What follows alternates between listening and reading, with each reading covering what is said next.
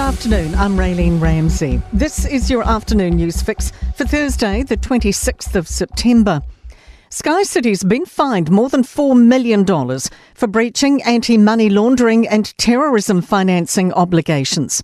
The High Court's imposed the civil penalty after Sky City Casino Management earlier this year admitted breaches spanning 2018 to 2023. The company must pay the Department of Internal Affairs $4.16 million within 15 days. Export New Zealand says more than our primary producers will benefit from a new trade agreement with the UAE.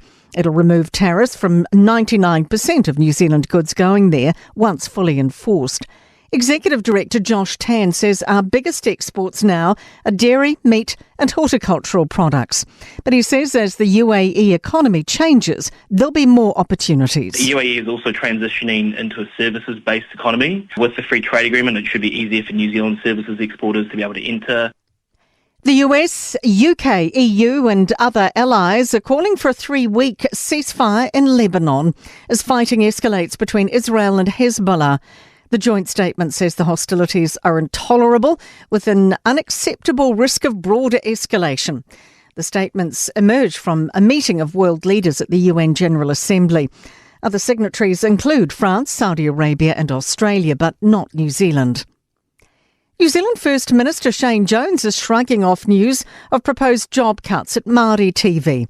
The national broadcaster is looking at a major shake-up to adapt to its funding, reducing by more than $10 million by 2027. Shane Jones says he can't see why the broadcaster should be helped. Well, sadly, everyone's got to cut their cloth. I know that there's an ongoing struggle throughout the media, but I'd struggle to see how we can single out just Māori TV. Auckland Council has made changes but has more work to do on emergency preparedness. An Auditor-General's progress assessment since last year's major weather events has found major improvements. Auditor Rachel Patrick says climate change will keep creating issues. There's an 80% likelihood of a severe weather event of the scale of the Auckland anniversary floods occurring again within the next 50 years. To sport, and All Blacks coach Scott Robertson wants to see Beauden Barrett be Beauden Barrett when he makes his first test start at 10 in nearly 2 years on Saturday. Kiwi mixed martial arts artist Carlos Ulberg will return to the UFC octagon again against, 6th-ranked Swiss light heavyweight Volkan Oezdemir in China in November. Caitlin Clark's Indiana Fever have bowed out of the WNBA playoffs, conceding their first-round series 2-0 to the Connecticut Sun. I'm Raylene Ramsey. That is your latest news fix.